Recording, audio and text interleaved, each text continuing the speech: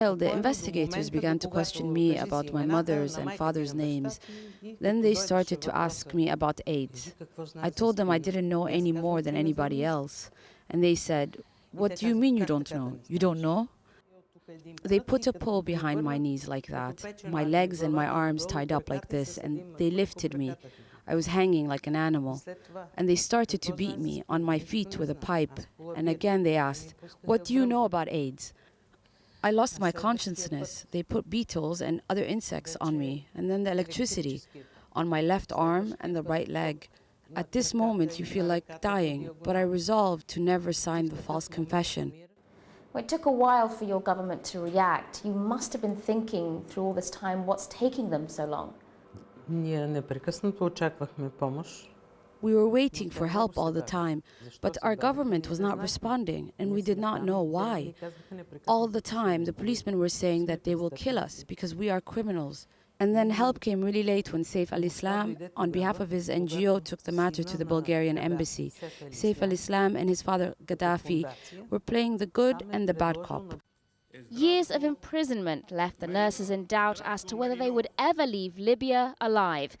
Their final release left Kristiana Vulcheva bewildered.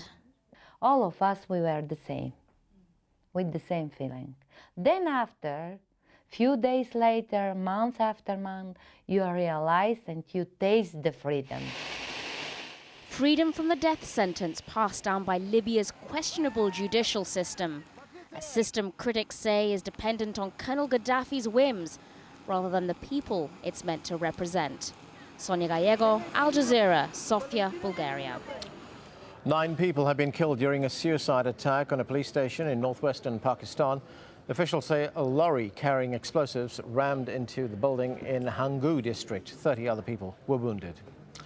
Staying in Pakistan, and the funeral of a politician shot dead on Wednesday has been postponed until Friday.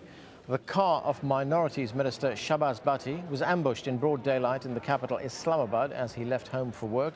Pakistan's Taliban says it carried out the attack. Bhatti has been calling for reforms to the country's controversial blasphemy law. Meanwhile, in Lahore, a judge has ruled that a CIA contractor accused of killing 2 Pakistanis will not enjoy diplomatic immunity. Raymond Davis maintains he acted in self-defense. The case has strained relations between the United States and Pakistan and inflamed anti-American sentiment over there.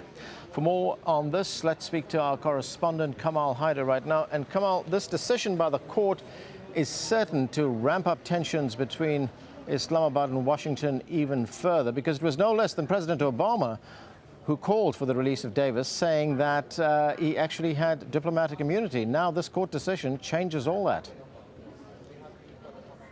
Indeed, it would be considered a major setback for the Americans, but this is a trial court and the case has still a long way to go. The matter can come up at the High Court. The High Court could grant that immunity, which the Americans have been saying that Raymond Davis has had all along.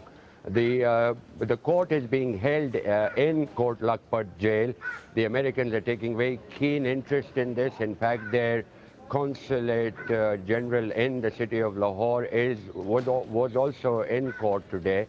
She's been following this very closely. So for the Americans, this would be a disappointing day. But for the Pakistanis, who've also said all along that the matter is now before the courts, and only the courts have the jurisdiction to decide the fate of Raymond Davis.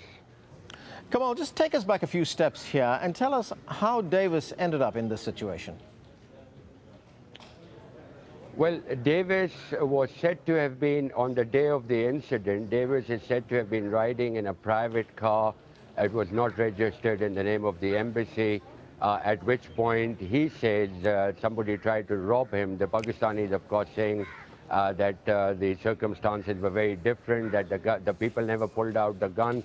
That, of course, is the police reports. But there were a lot of witnesses. This happened in a very busy area of Lahore, and therefore the public outcry became a real problem for the government, because on the one hand it was the relationship with the United States, on the other hand it was the backlash from the public. So the Raymond Davis case has, of course, received a lot of attention, a media hype, but it's very difficult for the government to maneuver when it comes to this complicated issue.